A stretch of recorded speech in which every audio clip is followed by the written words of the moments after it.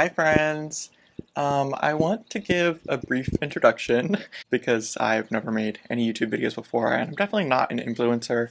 I am doing a research project for one of my classes. I'm currently a senior psychology and sociology major and I am in a women's and gender studies class at the moment, and this is going to serve as my research project. This is the format I decided to do. I am going to be talking about a plethora of trans topics because I feel like there is a lot of misconceptions about what it means to be trans, and with a lot of the political climate, I think that it's important that the average person understands what it means to be trans and understand that there's difficulties that come along with having a trans identity, but also good things, you know? I really want people to grasp the full experience of what being trans is. That's really important ultimately for people not viewing us as a threat. So this video will probably be titled Coming Out, which is like kind of clickbaity, but the purpose of this video is not me coming out, although I technically am coming out. I am trans, talking about these topics, but I more so just want to talk about coming out as a process for trans people in general. And I will be touching on a lot of research about this topic, but I'll also be touching on my experience and also other trans people's experience. And I'll make sure that anything I reference is linked in the description below, so you guys can get an idea of where I'm pulling my information from. So when I think of the idea of coming out, there's two ways that come to mind with being trans specifically. So the first one is early coming out. This would be, I think, before a person makes any moves towards physical or social transition and they decide to confide with somebody that they are trans. So before any transition has taken place. The second kind I would consider to be a late transition, and this would be when you actually do pass as cisgender or you've taken multiple steps in your transition physically or socially, and then you decide to let somebody know that you're trans when you were previously perceived as cisgender. I think that the idea of a later transition is actually really important to bring up because it challenges the standpoint that like you can always tell or that you always know when somebody is trans, because the reality is that we probably pass more trans people in our day-to-day lives than we even realize, but we don't know that they're trans because they appear to be cisgender from the eye. And there's just a harmful concept going around in the media that you can always tell when a person's trans, and that's not quite the case. So I do think that this is an important form of coming out that is important to talk about. So when it comes to the process of like actually coming out of the closet for trans people, obviously, just like any other things with human beings, it really does vary by the individual. I'd say that there's a spectrum or a range of people who may decide to never come out and people who come out to everybody all at once. And both are valid, and everything in between is valid, I'd say. I think what's most common is somewhere that middle point where you may come out to a lot of people in a similar time span, but you'll come out to people slowly. So you'll come out to first yourself, and then maybe friends, then family, then on and on. I would say that's most common, not usually do people come out all at once to everybody. I'll link this below, but there was a really good article by Beagle in 2018 that kind of just details that there is a lot of like differentiation in how much people want to come out, if they come out, whether they want to, that type of stuff. So I will definitely put that in the description as a resource to look at. So the next topic I want to talk about is why people decide to come out. So I'd say one of the reasons that people decide to come out to their loved ones or just the people around them in their life is because they care about those people and they feel inauthentic, basically, not telling others who they feel like they are on the inside. It definitely comes with like a great deal of trust because you never necessarily know how somebody is going to react, and we'll definitely get into more the reactions that you may see from people when you decide to come out. But again, not everybody comes out. So now I want to talk about like why somebody might not. actually does have a term. It's called living stealth when a person decides not to come out. So the ability to live stealth is really important for a lot of trans people, and also it helps people stay safe in their day-to-day lives. With that though, I will say something really, really important to note about living stealth is that it is a privilege that not every trans person may have at any point in their transition. Depending on when you transition in your life, it may be more or less difficult for you to pass as cisgender. And so if you're not somebody that is able to pass well, then you may not be able to live stealth in the same way that somebody who transitioned at 14 would, you know. But there are a lot of factors that could contribute to a person not being able to live stealth. The biggest thing being that transition is not a cheap or easy process to go through. It comes with a lot of, I won't say a lot, but it definitely comes with risks that are associated with each procedure that you may decide to get done. So having a lower socioeconomic status is one of those factors that can definitely lead somebody to not be able to live stealth. Now, even though this is a privilege to be able to live in a way where people don't know that you're trans, it also does have downsides for sure. It's definitely not all sunshine and rainbows. So the first thing that comes to mind is just that you will still experience transphobia even if it's not directed at you. I actually saw this really good story by this story illustrates this point really well, right? Where her name is Victoria Rose. She is a pretty big trans YouTuber, and she talks about her experience where she worked at a restaurant and she was living stealth to all of her coworkers that she worked with at this restaurant. And one day, her boss came up to her and was saying all this negative stuff about trans people, saying, I don't understand this and this and this. And, you know, Victoria just kind of had to sit there and listen to this and understand now that, like, her as a trans person is not safe in this environment, which is really unfortunate. Um, but you will definitely hear your fair share of transphobic comments when you're in the presence of people who don't know that you're trans. I would say, too, there's also a really big stigma socially with not disclosing that you're trans to everybody that you meet. Unfortunately, it's considered really deceptive. There was an article written by Rasmussen. It's a pretty dated article at this point. It was written in 2004, but she detailed what it's like to not come out for individuals that decide not to.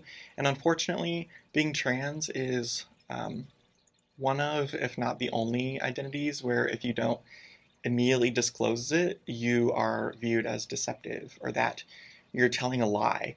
And one really good example of this, and I'll insert the clip if I'm able to.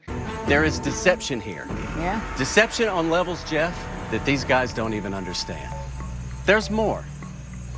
Continue. Why haven't you told anyone you're transgender?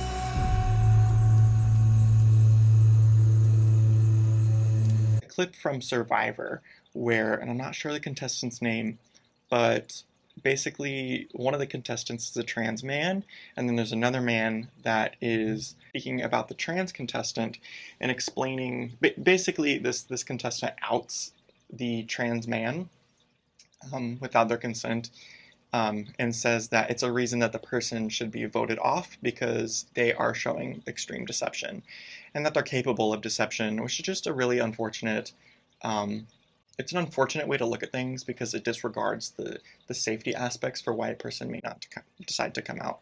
Another reason why somebody might decide to not disclose their trans identity is because of the intersecting communities that they're a part of. So that same Rasmussen article from earlier, the story I'm about to tell is about a woman who identifies as lesbian and not trans, but I do think that the sentiment applies the same. So it's a black woman who decides to stay in the closet. She's comfortable with her identity and she feels definitely comfortable with who she is, but she decides not to come out because she feels that the support that she gets from the black community is not worth losing over her being a lesbian. And again, this is an older article from 2004, and so times have definitely changed and there's definitely a lot wider acceptance, but it definitely still is applicable to a lot of people, especially with the worsening political climate. Next, I want to talk about who you really come out to. And I kind of touched on this earlier, um, where I think the first person that you have to come out to that a lot of people don't really talk about, at least as I have seen, and it's coming out to yourself. For me, this was definitely the most difficult part. Um, for me, there was a lot of signs and things that I felt all throughout my life that I kind of disregarded because there was a lot of stigma and shame surrounding the idea of a boy being able to do things that were feminine, right? And so, even though I had some of the more stereotypical or obvious signs of being trans, especially as a young kid, that was something that I definitely swept under the rug. And I kind of hid behind the gay identity. Um, that was something that I always felt more strongly. And so, yeah, I basically hid behind that and said that all of the feminine traits that I exhibited were just because I was a feminine gay man. But I have come to the conclusion that that's not the case. And so it was around September of 2024, so about five or 6 months ago, where I finally sat with myself and came to the conclusion that, yeah, I'm probably trans. And even when you decide to tell yourself, that doesn't mean that all that imposter syndrome feeling isn't still going to be there. And the self doubt doesn't go away. But it was definitely a big step for me to be able to just sit with the idea that I might be trans. And that's definitely, I would say, if you come from a conservative or um, just a more rural area where you weren't raised around any trans people, that may be something that's like jarring to you, is the idea that it could be you, right? And when you don't see people with trans identities, you kind of forget that it's something that actually occurs here on Earth, right? It's like when you meet a celebrity in person. I haven't met any celebrities, but it's like when you meet a celebrity and you forget that they're a real person, and they're not just on the screen. You can see them in front of you, and it's a really surreal experience. It's kind of the same way with realizing that, like, oh, this thing I hear about and I see people talking about on YouTube all the time is something that I could be, and it is scary for sure. But I would say after coming out to yourself, people usually decide to come out to a trusted friend. And again, I'm just talking about like the stereotypical way that people come out. Again, it's such a range where people may not even come out at all. And people just may decide to take their path differently depending on what feels right to them. It can also definitely depend on how a person feels that their family is supportive. But I think all around, a lot of people feel that coming out to friends is a lot easier than family because the potential outcomes are less scary, right? Um, Losing a mom or dad from your life is a lot less scary than the idea of a friend maybe slowly stopping talking to you. And while both definitely suck, it's a lot more important for people to have that familial connection rather than with their friends. For me, and a lot of other trans people, after coming out to the friends, I would say that it usually expands within your friend circle and then just kind of slowly makes its way out from there. And then people may decide, once they feel more confident in their identity, to start telling family. This was something for me where I definitely came out to my family early, but still it was something that I was like scared of because I do come from a more Christian and conservative household. And they did react like I thought they would. Um, Luckily, I wasn't really disowned. They definitely don't support it, but a lot of people have it a lot worse than I do. And so that doesn't mean my situation isn't bad, but that is a common occurrence for a lot of trans people, is that their parents don't really accept the idea, especially not at first. And parents may come around to the idea, but some parents may not at all. And I will say that coming out to your friends and family is a really awkward and interesting experience because they know who you were beforehand, right? And this is referring to the early transition from what I was talking about at the beginning of the video. But when you are talking to your friends and family about your newly identified trans identity, it almost feels like you're being perceived as a fraud because they know who you really are. And it's obviously different when you're coming out to strangers or when you're going out in public dressed in full female attire with a full face of makeup and nobody really knows you and it doesn't matter. And the worst case scenario is that somebody could clock you as trans, but it's different when they already know, you know, it feels more awkward. And I think what's even more kind of scary is the idea that it's hard to hide the fact that you're transitioning. You can definitely do it, and there are ways that you can do it. It may affect your mental health. You can do it though. But even if you decide that that's something that you want to do, I do believe that my turtle's looking at me, but I do believe that it will get to a point where the physical changes or the social changes become so obvious to the average person that your family or friends are going to start suspecting something. Um, and, I'm just going to talk about the experience of being a trans woman. Um, but, when you take hormones and your body does start to change, you'll have breast development and you'll have all these things that you can't really hide. You're going to have new clothes in your wardrobe and stuff like that. And even if you decide to come out very slowly to the people that you know, it's going to be awkward conversations where you can definitely just say like, yeah, oh yeah, I'm just dressing this way because I want to, or I'm growing my hair out because I think it'll look good. I want to. But people catch on, right? So when people do catch on, how do they react? I think first and foremost, let's talk about the ideal experience, the one that we all hope for when we come out as trans. Um, and that is that the person that you're coming out to is excited for you and they're happy and they accept you fully. I think when people come out, what they want to hear is just that nobody will think of them differently, even if it's not true, right? There may be differences in the way that people perceive you, but the way that people treat you, you always want that to be the same. And I think it's very kind when people react by saying, okay, like what do I need to do to support you, and how can I support you in this? Should I change pronouns? Should I is there a different name you want to go by? Even if that's stuff you haven't figured out yet, that's definitely good to hear from the people around you, and it shows that they really care. Unfortunately, though, I would say the majority of cases of coming out will have a different effect on the people around you. And I would say to even people that are supportive, right, there's going to be some level of discomfort that comes along with you disclosing that you're trans with them.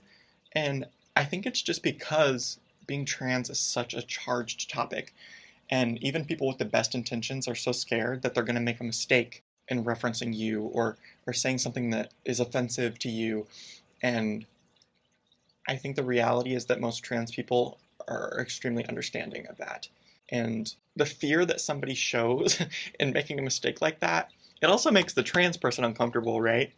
But it is good to know that they care enough about you to not want to hurt you in that way. Sort of along with that discomfort, I think comes a sense that being trans or coming out as trans is something that is kind of taboo, which is a really interesting perspective that people have. I believe that this was also from the Rasmussen article, but it was talking about how sometimes when you come out to somebody, the the reaction from them is, okay, how do we get to the next conversation topic as quick as possible? And even not being trans, right? Even when I came out as gay, that was the experience I had of a lot of friends and family. It was just like, okay, um, okay, and then you kind of just sit there uncomfortably, and then the interaction is over.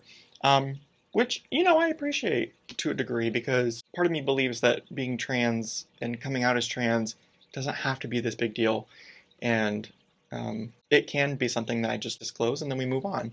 That's a totally valid thing, but you can definitely tell that there's some discomfort from some individuals when you tell them that you're trans. So, getting a little bit worse, that's really joyous to hear, but getting a little bit worse, you have a common reaction that I had when I was first coming out to people was disbelief.